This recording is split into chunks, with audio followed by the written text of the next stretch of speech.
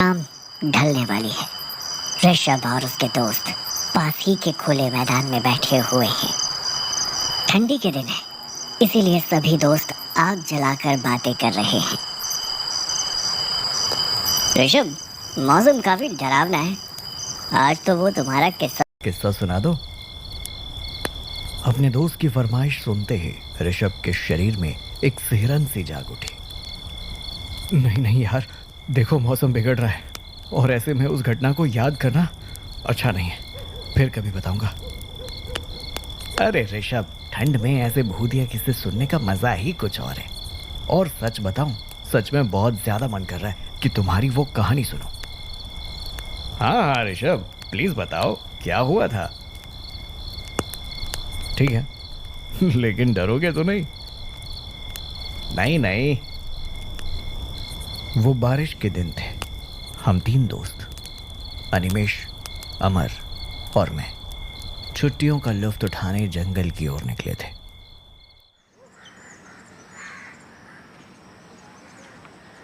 भाई सारा सामान पैक कर लिए। कैंपिंग के लिए टेंट्स हैं, कुछ सूखी लकड़ियां ले लिए जलाने के लिए, और बहुत सारा खाना भी। तू वो तो नहीं भूला? अरे वो कैसे भूल सकते हैं।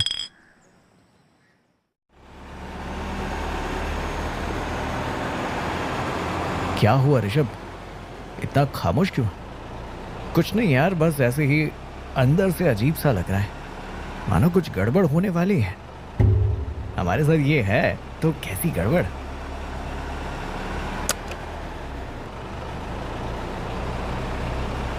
सही कहा। थोड़ी देर के बाद जीप घाट के रास्ते आगे बढ़कर जंगल के पास पहुंची।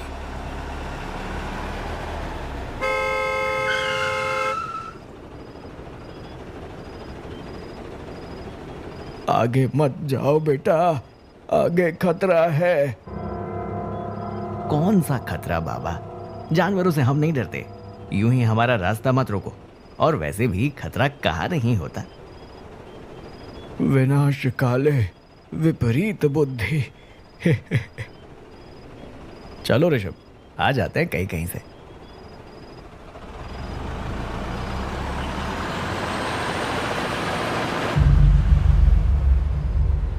अमर, बूढ़े बाबा का कहना हमने टालना नहीं चाहिए। ओहो ऋषभ, तुम भी ना, ज्यादा से ज्यादा क्या हो, हवाएं, जानवर। अरे हम निकल आएंगे जीप से, डरो मत।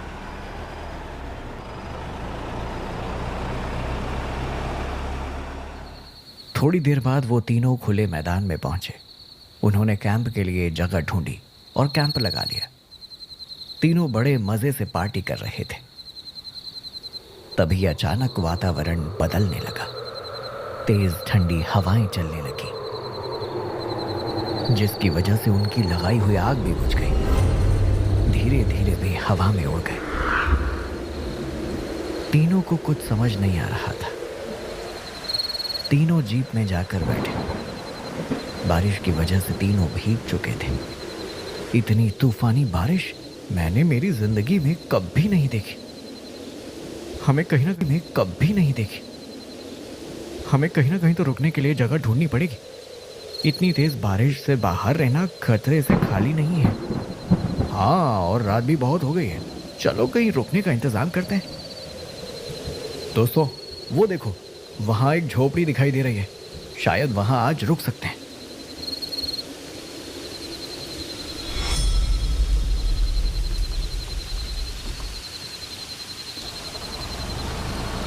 ऋषभ ने जीप झोपड़ी की ओर मोड़ी।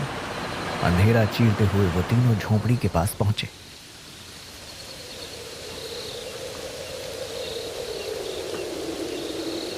चलो वहां अंदर पूछते हैं। तीनों झोपड़ी के सामने खड़े थे। हेलो, कोई है यहां? कुछ देर कोई आवाज सुनाई नहीं दी। चारों ओर बस बारिश और तेज बह रही हवाओं की सरसराहट भरी आवाज सुनाई दे रही थी।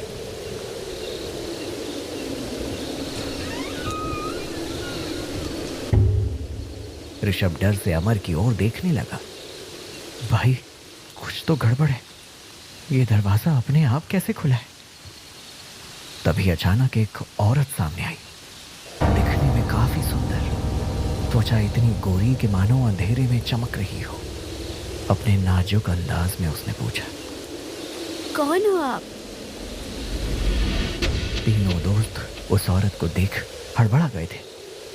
बाहर बहुत बारिश चल रही है और यहाँ आसपास रुकने का कोई ठिकाना नहीं है। तभी आपकी झोपड़ी दिखाई दी। सोचा कि यहाँ मदद मिल सकती है, लेकिन कोई बात नहीं, हम कहीं और चले जाते हैं।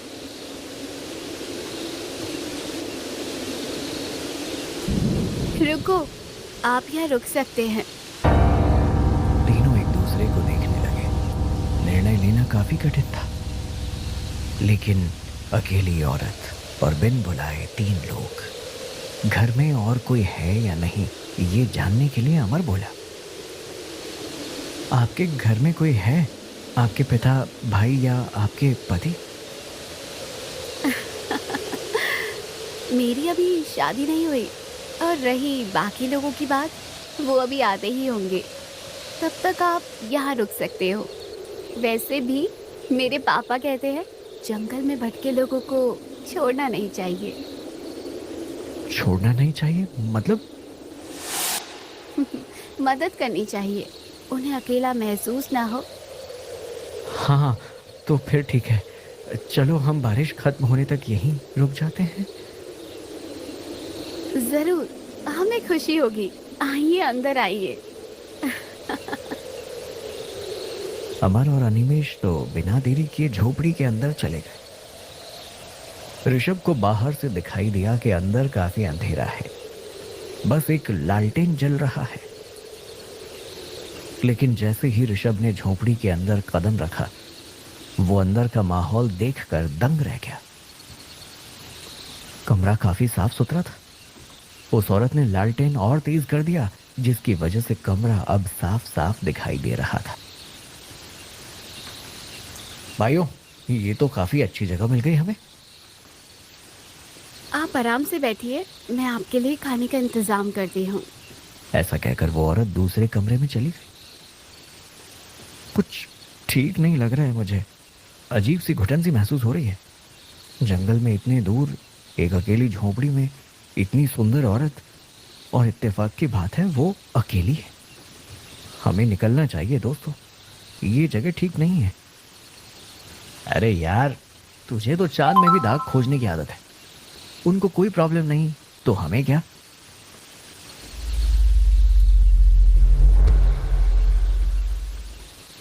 अंदर के कमरे से एक अजीब आवाज आई, जैसे कुछ काटा गया हो।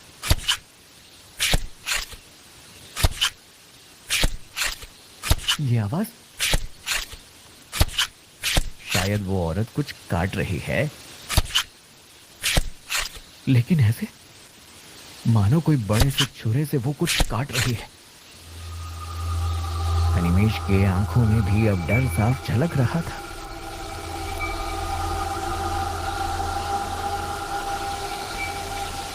ये लीजिए, भूख लगी होगी ना? और उन तीनों के हाथ में खाने की प्लेट्स थमा दी। तीनों आश्चर्य से हैरान थे, क्योंकि उनके मनपसंद के व्यंजन उस औरत ने बनाए थे। ये तो मेरे फेवरेट पकोड़े हैं और मेरे मनपसंद छोले भटूरे। आहा! ऋषभ तो दंग था, क्योंकि उसके मनपसंद दही भल्ले उस औरत ने बस 5 मिनट में बना दिए थे। ये कैसे हो सकता है? इसको कैसे पता कि हमें क्या चाहिए? मैं पानी लाती हूँ। दोस्तों, ये कुछ अजीब नहीं है। हमारी पसंदीदा चीजें हैं, इसे कैसे पता? और इतनी जल्दी इसने कैसे बना दी? ऋषभ कुछ आगे बोलता, तब तक अमर और अनिमेश ने खाना शुरू कर दिया था। आह, क्या टेस्ट है! बिल्कुल मेरे मनपसंद होटल जैसी। बिल्कुल सही कहा। दोनों खाने में मगन थे। तभी ऋषभ ने कहा, दोस्तों, मैं जरा बाहर होकर आता हूं। ऐसा कहकर ऋषभ बाहर चला गया। बाहर तेज बारिश चल रही थी। पास ही के एक पेड़ के नीचे ऋषभ पेशाब करने लगा। उसे आसपास की झोपड़ियों में किसी चीज की सरसराहट सुनाई दी। वो काफी डर गया। क्या हो सकता है, कोई जानवर या फिर? और उसी वक्त एक छोटा सा लड़का ऋषभ के सामने आया। अंधेरे में उसका चेहरा स्पष्ट नहीं दिख रहा था, लेकिन एक गुर्राहट सुनाई दे रही थी।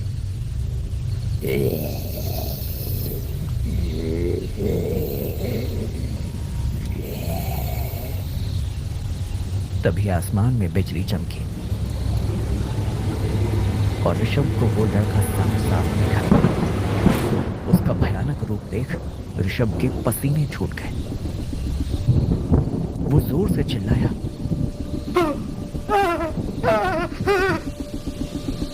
वो पीछे हटने लगा। वो किसी चीज से टकरा कर नीचे। वो चीज कोई और नहीं बल्कि एक बड़ा सा शैतानी इंसान था। वो इंसान ऋषभ को ही देख रहा था। उसका घिनौना चेहरा देखकर ऋषभ के पैरों तले जमीन खिसक गई थी। ऋषभ वहां से भागते हुए झोपड़ी में पहुंचा। अंदर जाते ही उसने देखा कि कमरा पूरा बदल चुका है। जहां साफ सुथरा था, अब वहां गंदगी और किसी सड़ चुकी चीज की बदबू आ रही है। और उसके दोस्त अमर और अनिमेश खाना खाने में दंग थे। अब प्लेट में पकवान नहीं, बल्कि मरे हुए कीड़े मकोड़े और मेंढक थे, और दोनों ही उन्हें बड़े चाव से खा रहे थे। एक मिनट, ये क्या है? अरे तुम ये क्या खा रहे हो? अरे फेंको उसे। पागल हो क्या? इतना बेहतरीन खाना फेंक दे। चलो तुम्हारी प्लेट उठाओ या फिर मैं खा लूं। ऋषभ का ध्यान उस प्लेट पर गया जहां कुछ देर पहले लजीज दही भल्ले थे, लेकिन अब तो ऋषभ को प्लेट में रेंगते हुए कीड़े दिखाई दिए। ये एक चाल है, हम लोगों को फंसाया जा रहा है। तुम लोग नहीं समझ रहे हो। ये क्या? लेकिन अब अमर और अनिमेश को होश आ जाता है और दोनों प्लेट देख उल्टी कर देते हैं। तभी अचानक अंदर के कमरे से कुछ अजीब आवाज सुनाई दी, मानो कोई हंस रहा हो।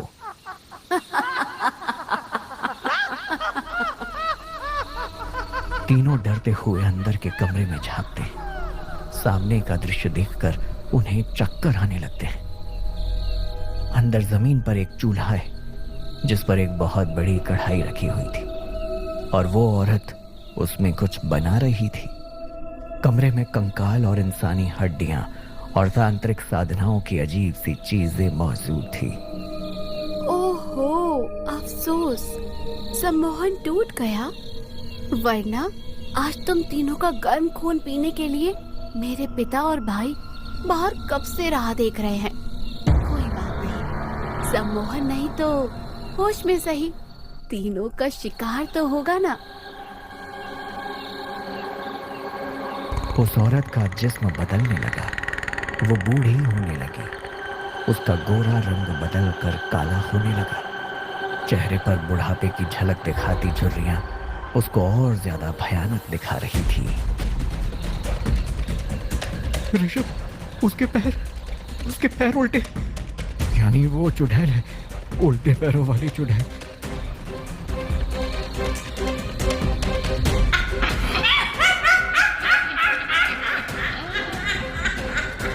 तीनों आगे कुछ सोचते उससे पहले वो चुड़ैल तेजी से उनके तरफ आगे बढ़ी। तीनों घबराकर झोपड़ी के बाहर आ गए और जल्दी से जीप में बैठ गए। ऋषभ जीप शुरू करने की कोशिश कर रहा था, लेकिन जीप शुरू होने का नाम नहीं ले रही थी। शायद किसी ने जीप को पीछे से पकड़ रखा था। हाँ, वो वही शैतान था जो ऋषभ को झाड़ियों में दिखाई दिया था।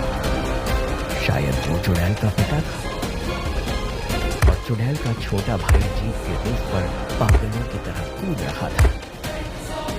कुछ करो ऋषभ, इस तरह तो हम यहाँ से कभी निकल नहीं पाएंगे। ऋषभ ने चालाकी दिखाई और जीप को तेज गति से रिवर्स धक्के के कारण नीचे गिरे और रूफ पे कूद रहा वो बच्चा भी नीचे गिरा। अब ऋषभ बिना कुछ सोचे जीप को भगा रहा था। धुआंधार बारिश में उनकी जीप जहां रास्ता दिखे वहां तेजी से जा रही थी। अमर को जीप के साइड मीटर में कुछ दिखाई दिया। ऋषभ देखो, वो चुड़ैल अपने पीछे आ रही है।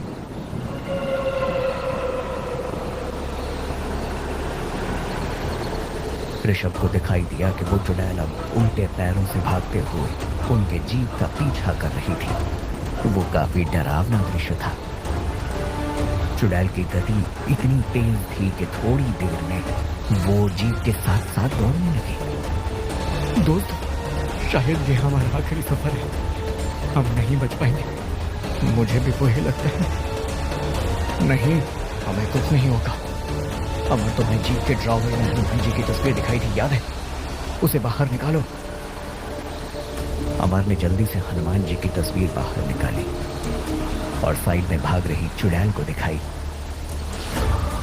साथ ही में ऋषभ ने साउंड सिस्टम पर हनुमान चालीसा भी लगा दी। जैसे ही चुड़ैल की नजर हनुमान जी की तस्वीर पर पड़ी, उसकी आंखें जलने लगी। वो जंगल में भाग गई। कुछ देर के बाद जीप जंगल से निकलकर शहर के रास्ते चलने लगी। तो भाई, ये थी मेरी कहानी।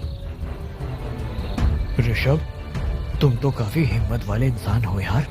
मैं तुम्हारे साहस की सराहना करता हूं। हम केवल भगवान की वजह से बच पाए थे। मुश्किल घड़ी में वो हमेशा हमारे साथ हो।